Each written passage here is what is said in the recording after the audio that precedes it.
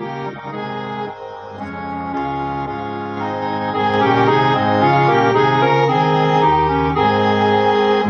the earth awakes again, Alleluia, from the winter's bond and pain, Alleluia. Bring we leaf and flower and spray, Alleluia, to adorn this happy day, Alleluia. Once again the world comes true, Alleluia. On the earth shall be made new, Alleluia. Now the dark cold days are o'er, Alleluia. Spring and gladness are before, Alleluia.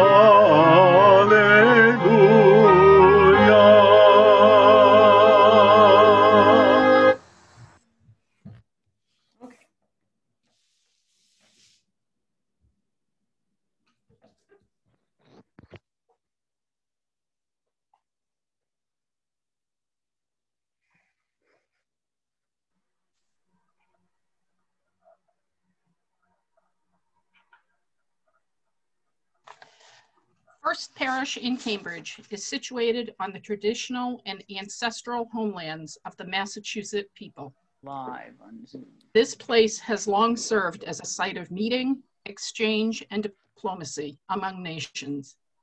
With thousands of contemporary Native people living in the greater Boston and tens of thousands in the state of Massachusetts, we light a candle to honor the Native people and the land taken from them.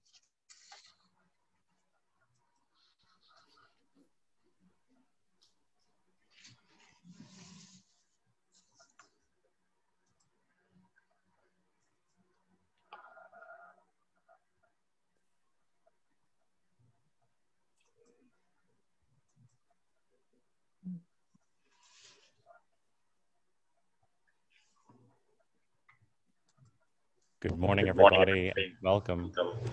We are going to start with a chalice lighting from Jean Farrington. This morning,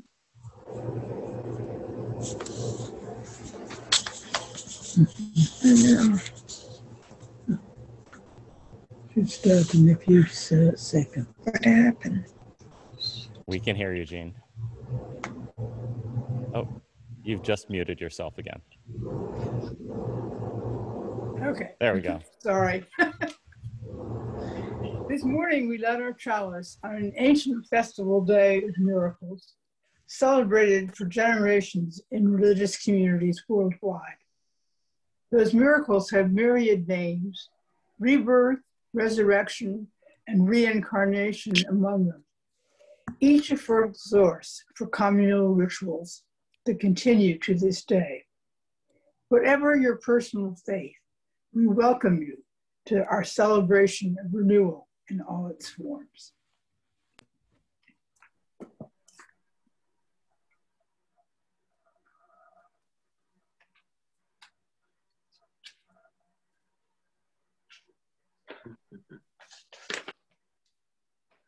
Thank you, Jean, and good morning, everybody. Welcome to Easter, First Parish in Cambridge style. My name is Reverend Adam Lawrence Dyer, and it is my pleasure to welcome you here today on this beautiful day, April 4th, 2021. And I want to begin by saying, whoever you are, however you are here with us, whatever brings you here, however you are in your body today, you are welcome here. This morning's message is fittingly called To Rise, Resurrection, Reincarnation, and Rebirth. And of course, in addition to my message, this morning we're going to have music, we're going to have readings, and sharing from our team of worship associates and staff. This morning in worship, we're joined by Carol Lewis, our Director of Administration, Mandy Neff, Director of Faith Development, Lifespan Faith Development, still getting used to the new name, Jonathan Barnhart, our music director, and our worship team of Jenny Fitch, Patrick Sullivan, and Jean Farrington. We also, as a special treat, have contributions from our section leaders, Brianna Meese, Ehi Omiji, Josephine Santos, and Matthew Byrne, and our music RE assistant, Crystal White. And I am particularly thrilled and grateful to Jonathan because we also have special appearances this morning by the First Parish in Cambridge Choir. Marianne Carlson is assisting us with tech and administrative duties behind the scenes, and I'm also joined somewhere in here by Roland in the meeting house. It is a great day. It is a glorious day. Just a quick reminder, if you could please make sure that if you are not one of the service leaders, if you could please mute your microphone, then we don't get interference on the line. But I wanted to let you know also our time together this morning is going to be punctuated by the ringing of bells. And to say more about that, I want to turn to Jenny Fitch. Bells invoke contemplation, and they mark beginnings and endings. They help us embrace moments of transition and change. When you hear the ringing of the bells this morning, we invite you to notice how the sound affects your body and mind. The singular note can tickle our consciousness and bring our focus to the present moment. The vibrations can dance upon our skin and make the little hair stand up all over. And those deep and low tones can resonate within our chest and allow us to feel the steady beating of our own heart. It's my hope that the bells will bring forth some sort of change in each of us, and maybe invite us to look around the Zoom room and wonder, do they feel this too?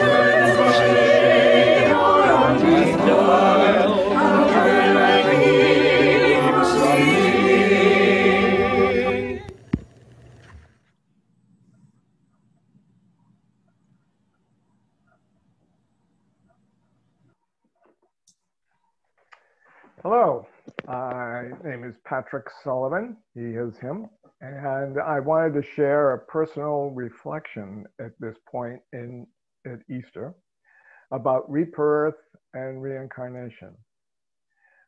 Having been born an Irish Catholic, I learned that rebirth was the purview of Jesus Christ. Only God was capable of rebirth. We were born, we died, and then we either went to heaven and ascended with God. We died, and we either that or we went to hell and burned in eternal fires. Or perhaps we ended up in limbo, which was God's waiting room. But nowhere in that dogma was there room for one's personal rebirth. So after many years in that tradition, I left. I spent a decade or more avoiding any religious or spiritual path until I met a middle-aged, tiny man with nut brown skin named Lama Tsering, a Tibetan that moved into our neighborhood and opened a small store not far from where we live. Lama Tsering taught me to believe in myself again, taught me to believe in something beyond myself again. And in that path of Tibetan Buddhism, I learned a deep meditation on life and a spiritual path of life, death, after death, and rebirth. And that each of us, no matter what our spiritual tradition, has the capacity to reflect on our lessons in life, in our lessons after life. And we can make choices on how we want to live. We can understand our purpose through meditation and deep reflection. This gift was given to me, and it's a gift now that I have stayed with for over a decade. I've not fully rejected that Jesus had great lessons to teach me, but I've also learned that I have the power to reflect on the meaning of my own life. And I'm much less afraid of death because I know that I will join another consciousness, perhaps have another life, who knows? So with that, I'd like to ring a bell that he gifted me several years ago that we used to start and end our meditations.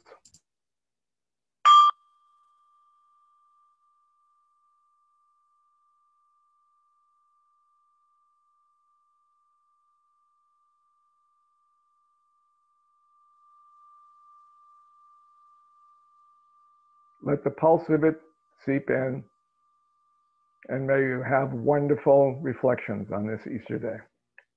Thank you.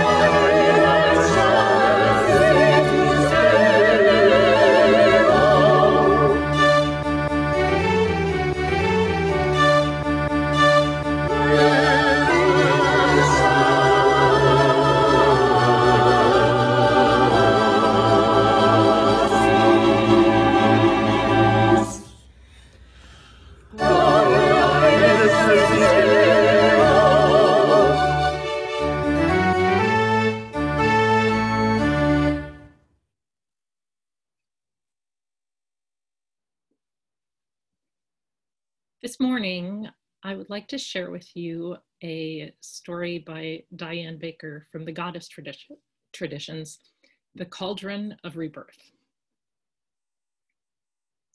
When we die, it is said we go to the Isle of Apples, where there is a vast and beautiful orchard. And we rest there and grow young again.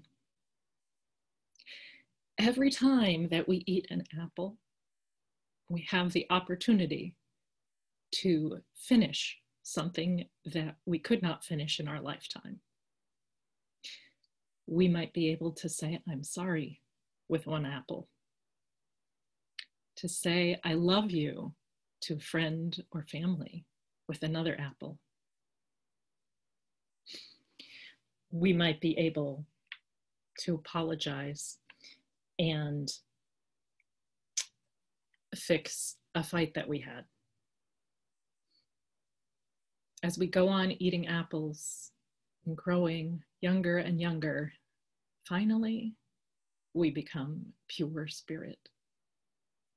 And it's then that the goddess takes our spirit and places it into her vast cauldron of rebirth. And then, when it is time for her to create a new life, she dips in to this mix of spirits and places it into the new being so that they may come back, not as one of us, but as a mix of all of these spirits together, reborn.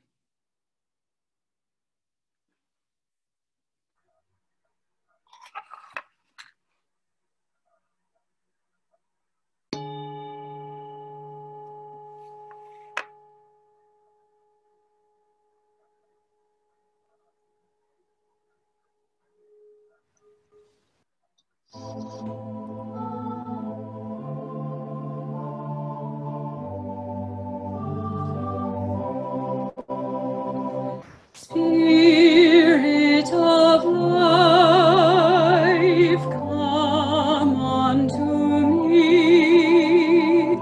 Sing in my heart all the stirrings of compassion.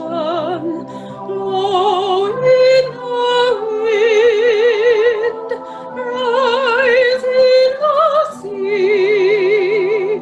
Move in the hand, giving life the shape of justice. Roots only close, wings set me free. Spirit of life, come to me, come to me. Fuente de amor, ven hacia mí y al corazón cántale tu compasión. Sopla al volar, sube a mar, hasta moldear la justicia de la vida. Arraigame, libérame, fuente de amor, ven a mí, ven a mí.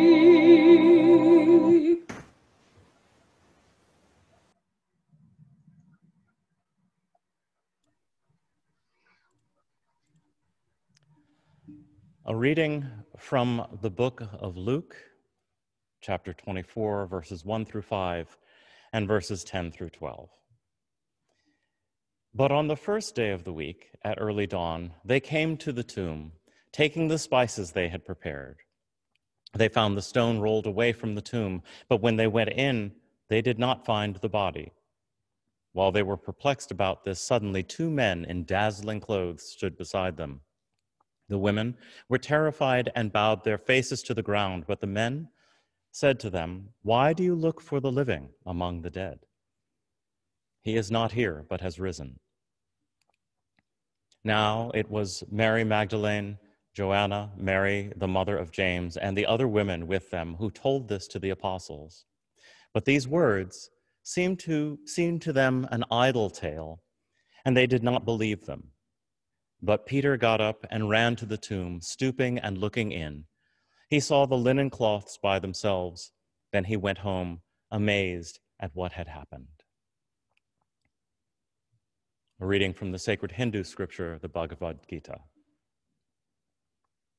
As a person sheds worn-out garments and wears new ones, likewise, at the time of death, the soul casts off its worn-out body and enters a new one. The soul is unbreakable and incombustible. It can neither be dampened nor dried. It is everlasting in all places, unalterable, immutable, and primordial. Death is certain for one who has been born, and rebirth is inevitable for one who has died. Therefore, you should not lament over the inevitable. Hear these sacred words.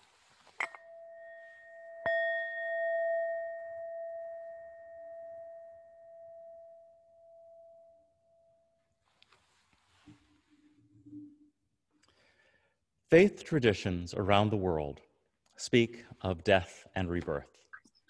It is a common theme in Eastern religion, Abrahamic religion, and global indigenous traditions. A major purpose of religion and faith is to contextualize human life. One of the reasons religion of all kinds is obsessed this way is because as human beings, we're blessed and cursed to be conscious of knowing that we are alive and that we will die. We are aware of our mortality for the better portion of our lives, and as a result, we spend a lot of time trying to give some kind of shape to what happens when we die. And so, many traditions have as a central theme some kind of promise that is made about what it means to die a human death.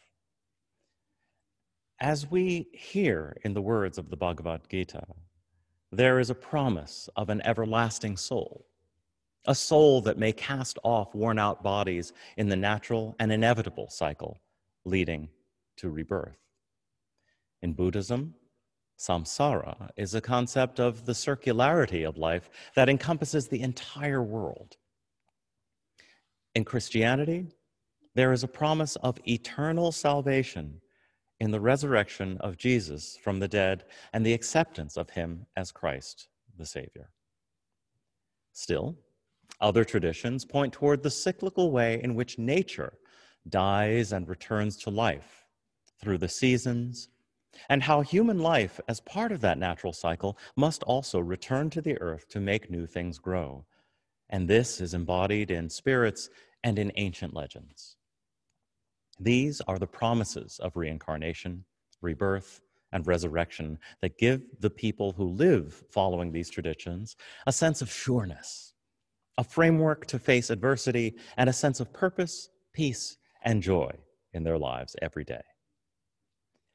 And so what then of Unitarian Universalism? What is the life and death promise of our tradition? The 7 principles don't speak of death or birth. They don't name love. Unitarian Universalism holds no specific language of redemption and no framework for accepting failure or growth and rebirth. We do use the 6 sources of a living tradition to claim some of this language. The direct experience of that transcending mystery and wonder affirmed in all cultures, which moves us to a renewal of the spirit and an openness of the forces which create and uphold life. Words and deeds of prophetic people which challenge us to confront powers and structures of evil with justice, compassion, and the transforming power of love. Wisdom from the world's religions which inspire us to our ethical and spiritual life. Jewish and Christian teachings which call us to respond to God's love by loving our neighbors as ourselves. Humanist teachings which counsel us to heed the guidance of reason and the results of science and warn us against idolatries of the mind and spirit. Spiritual teachings of earth-centered traditions which celebrate the sacred circle of life and instruct us to live in harmony with the rhythms of nature. This is all very wise. And sometimes it tends a little bit toward the academic, but I'm still left wondering, how does this help us to rise when we are truly down? Where is the practical stuff? What is there for us to hold on to in a time like now, when we literally have to figure out what it means to resurrect our in-person church life in a hopefully soon-to-be post-COVID world? What is the promise for us at the end and at the beginning of life? These are the hard questions of human faith. Because one of our 6 sources are the words and deeds of prophetic people, I'd like to direct you to Maya Angelou. It is fitting that today is the 93rd anniversary of her birth. Happy birthday, Maya Angelou. Many of you will already be familiar with her poem, Still I Rise, which seems quite appropriate on Easter Sunday, but I'm not going to read this poem today. Despite language that may put some in mind of resurrection, I actually don't think it is appropriate. I believe this transcendent poem of liberation speaks specifically to Black womanhood in a way that really should be reserved for the voices of Black women and their experience. It is not my voice.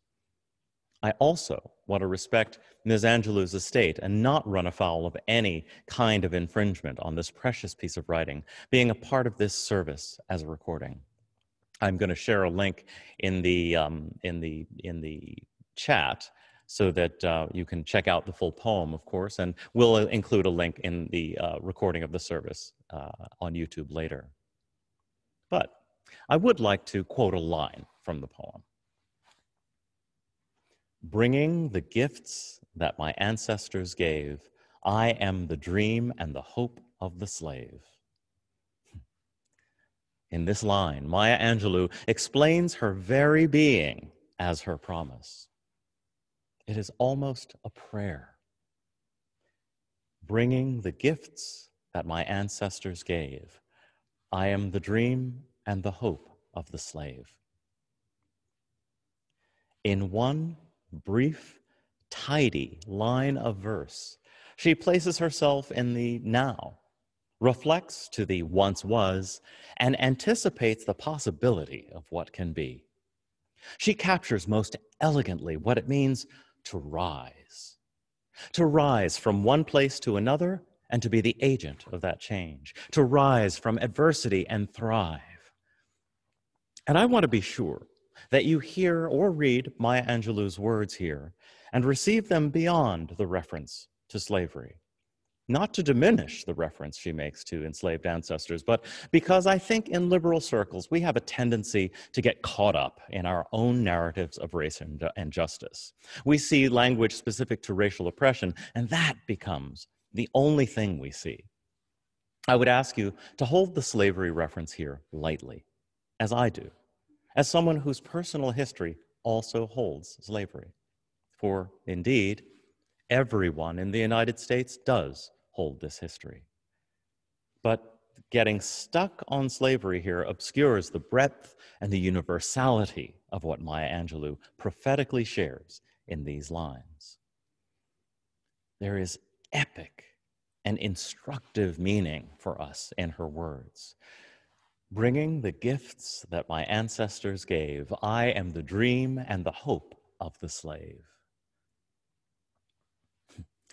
Maya Angelou places herself in the now she is bringing, reflects to the once was, the gifts of her ancestors, and anticipates the possibility of what can be, dreams and hopes, from even a place of most abject horror, slavery.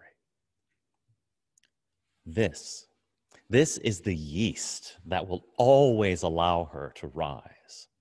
A profound promise of being rooted in legacy, lifted aloft on the wings and wisdom of aspiration.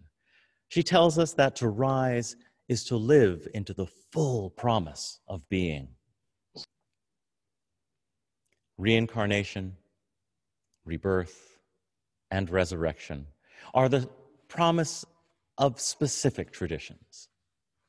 They are the specific promises of abundant and ongoing spirit that many of you hold as your own and as part of your Unitarian Universalist practices.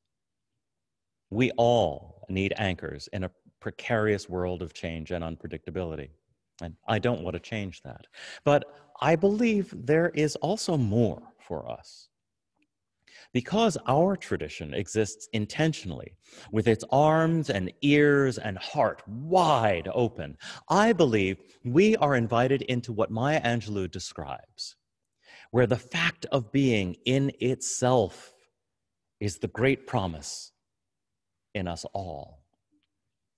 Bringing with us the past, always building toward the future, while remaining present and humble to our now. We rise because we know pain. We rise because we have known grief. We rise because we have been hopeless. We rise because we know we too will someday be ancestors. And we rise because we embody the spark of life. We rise because we are birth. We rise because we are every hope. We rise because we are peace. We rise because we are love. We rise because we are the promise of being.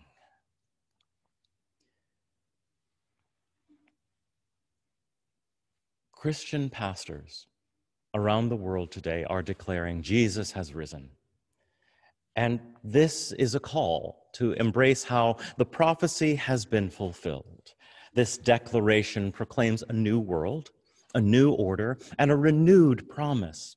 It is the answer to the promise that for people of Christian faith, there is salvation, there is future, that the suffering of the past was not in vain, and that the joy of the future has come. And this message of salvation and resurrection is particularly meaningful in our current world.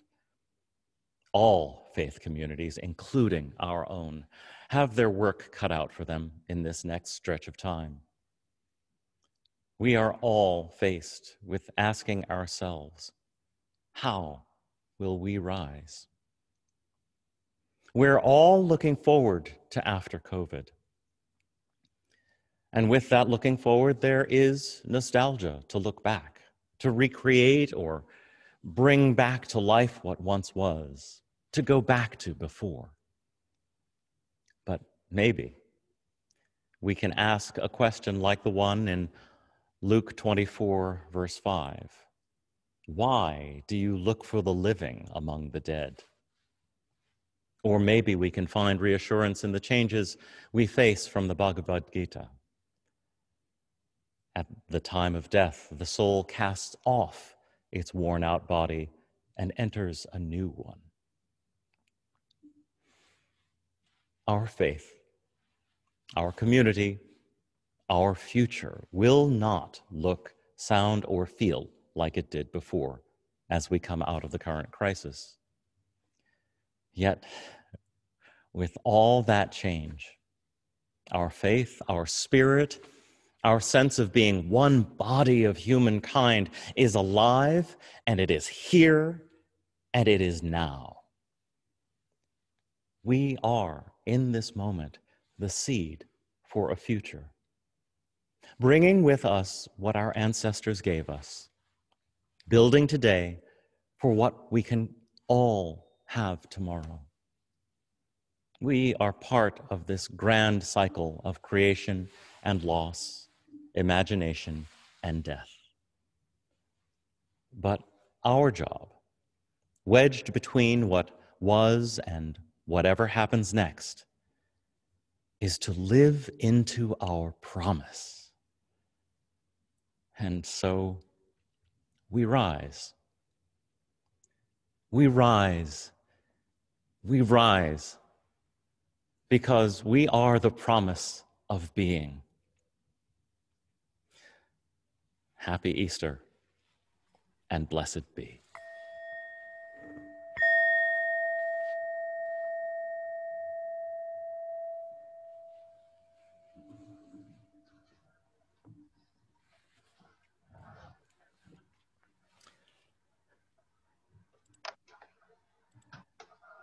I would like to invite us now to turn to a time of sharing. I'm going to invite you to share in the chat joys and concerns that may have come up for you. We live through a time of great challenge, but we also experience great joys. And so you're invited now to share in the chat through the chat function, to type in there the joys and concerns that you are carrying in your heart today and moving forward.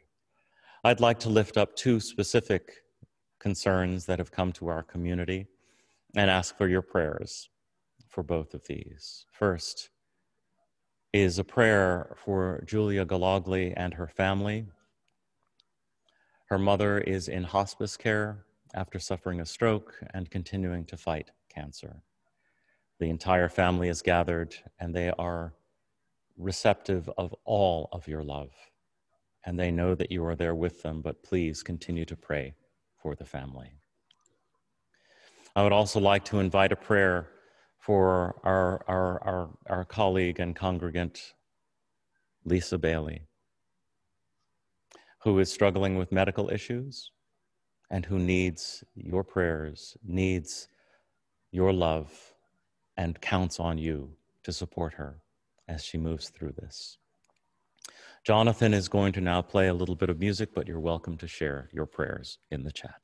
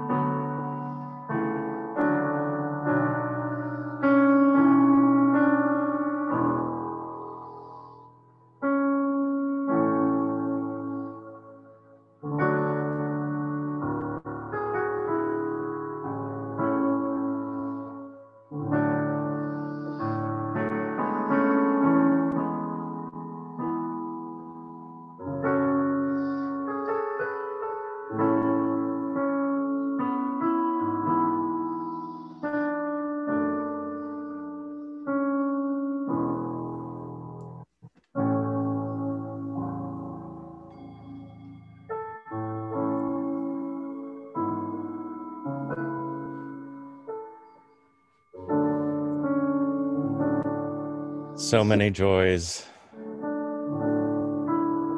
It's a pleasure to see. And this community is so well equipped to hold all of the concerns as well. We'll continue to receive joys and concerns, and you are always welcome to continue to share them in the chat. And we'd like to transition to our offering at this time.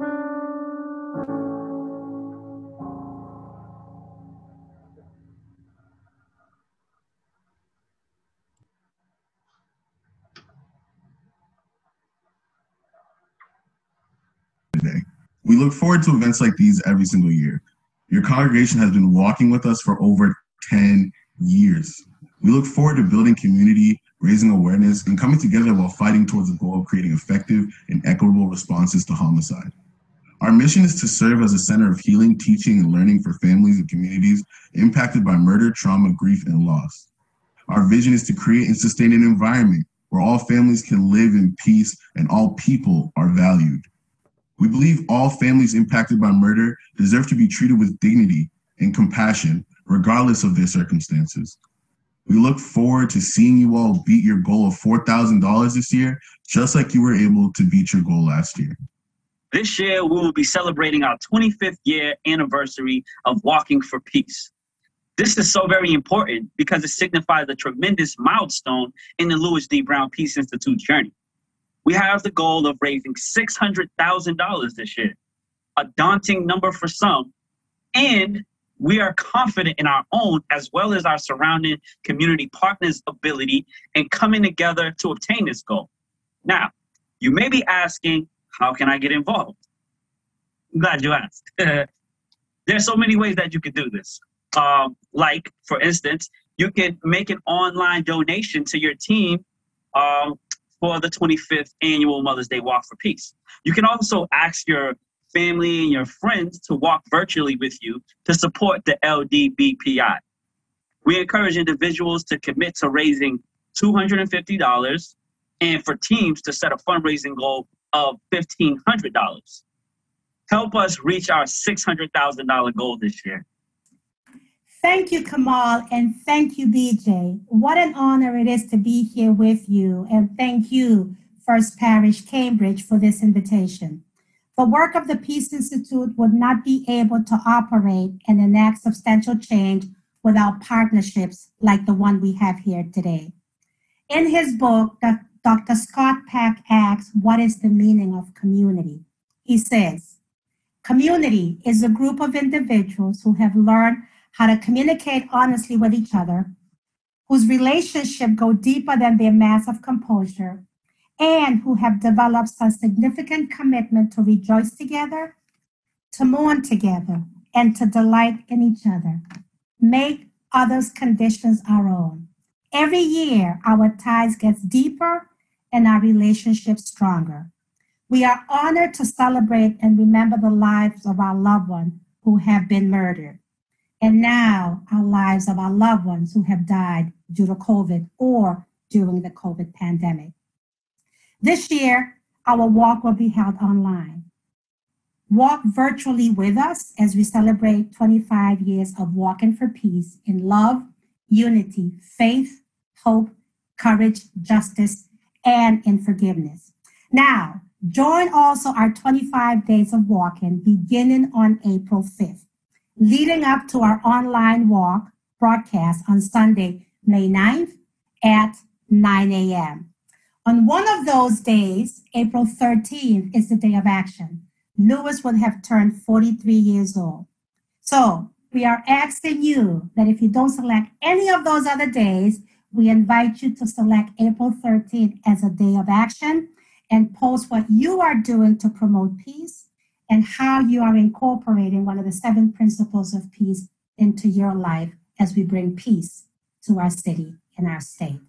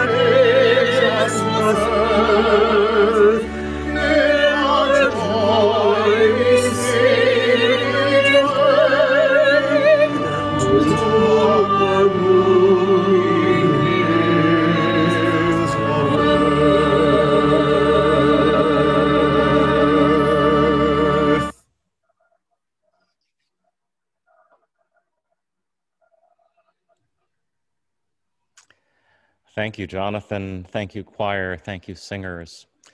And thank you all for joining us here today. We'd like to close out our service today with something a little bit different, a little bit special. We're going to offer a group poem, a litany, composed by the worship team and delivered to you with love. In it, we share some of what we hope and how we may be transformed coming out of this COVID. And there will be one final bell, the church bell, that will be sounded. Hopefully you can hear it. I think my microphone is strong enough. But we wanted the world to know that First Parish in Cambridge is here. And so with that, we begin. Coming out of COVID, the world is born again. We will learn to breathe freely again. We will appreciate small things and not take them for granted. We will remember and honor the lost. We will share live performances in our theaters and concert halls. We will be reacquainted with our neighborhoods. I will sing as loud as I possibly can.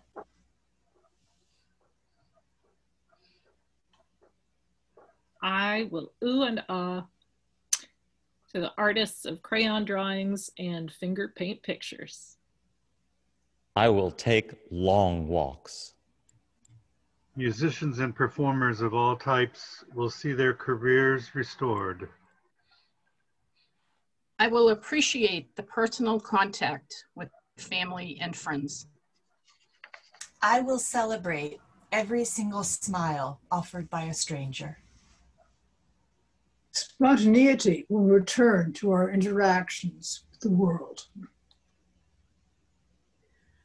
I will find beauty in the small, everyday things. Sharing meals, walks, concerts, museums with friends. We will enter airports and buses and elevators. Major life events will be celebrated by in-person gatherings. I will give and receive hugs. I will get to see other smiles and share my own. We will learn to trust each other again. All our senses will be engaged as we reconnect with the world. We will trust that technology can help us share and grow closer. Breathe on me, O breath of life. We will feel even more whole as a community. We will stand in a circle and hold hands and drink in each other's love.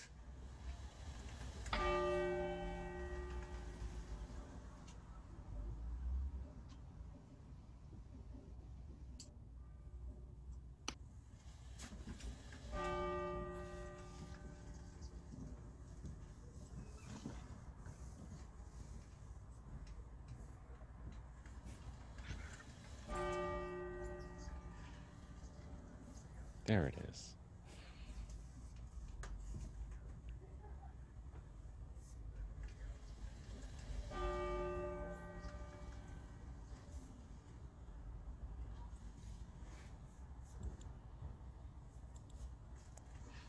Hopefully you can hear the distant chiming of the bell, ringing out into Harvard Square, letting folks know we are here.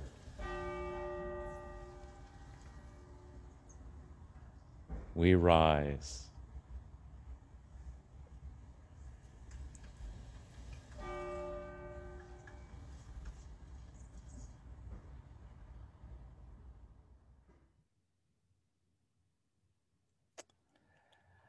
And now let us transition to our final song, Earth Come Rising by Peter Mayer.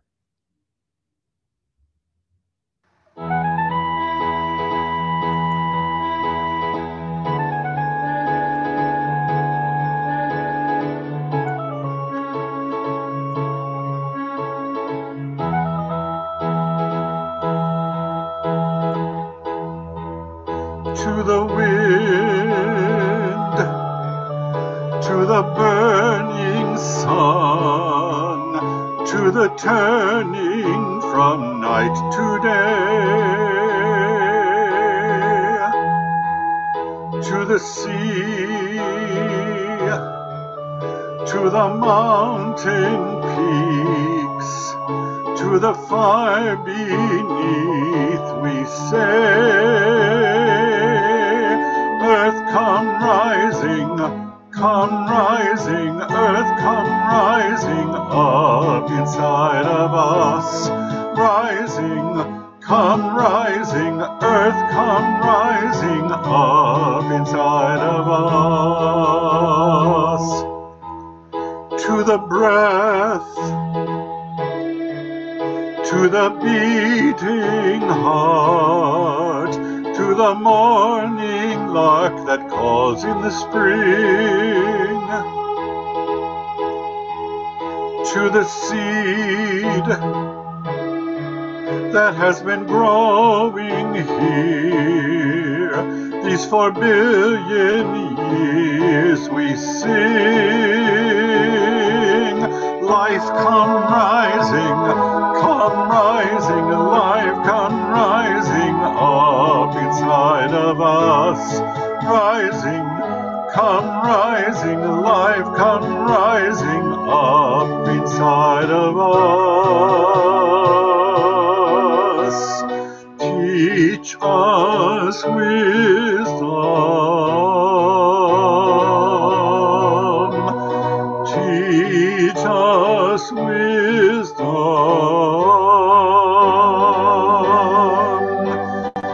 Wisdom.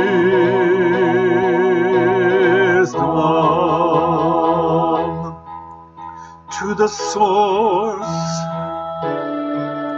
from which all proceed,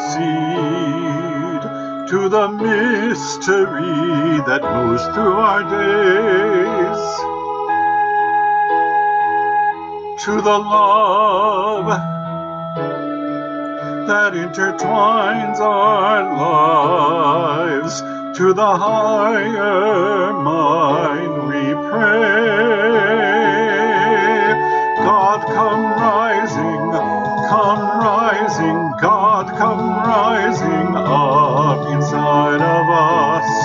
Rising, come rising, God come rising up inside of earth. Come rising, earth come rising up inside of us. Rising, come rising, earth come rising up inside of life. Come rising, life come rising up inside of us. Rising, life come rising up inside of us.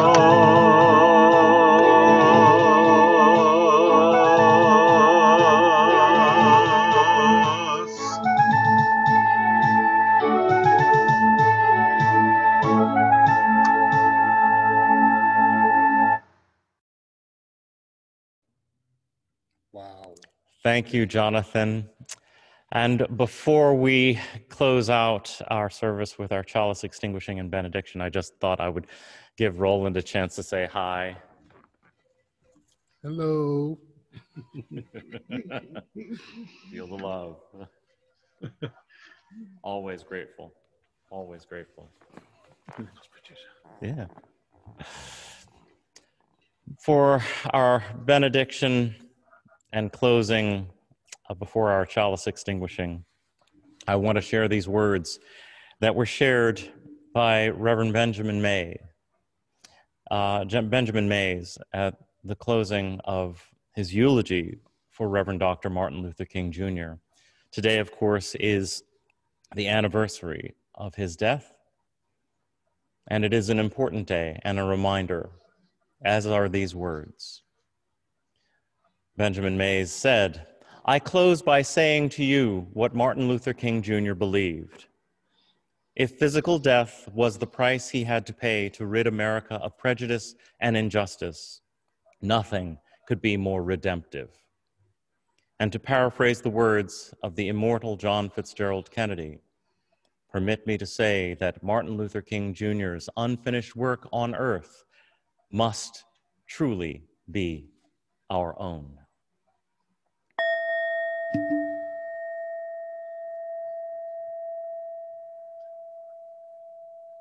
With that, I would like to invite us now to extinguish our chalice with our chalice extinguishing words. You're welcome to extinguish yours at home as well. We extinguish this flame, but not the light of truth, the warmth of community, or the fire of commitment. These we carry in our hearts until we are together again. Go in Come peace. say goodbye first. No, but what do? Turn off your computer. Okay, we will turn off the computer.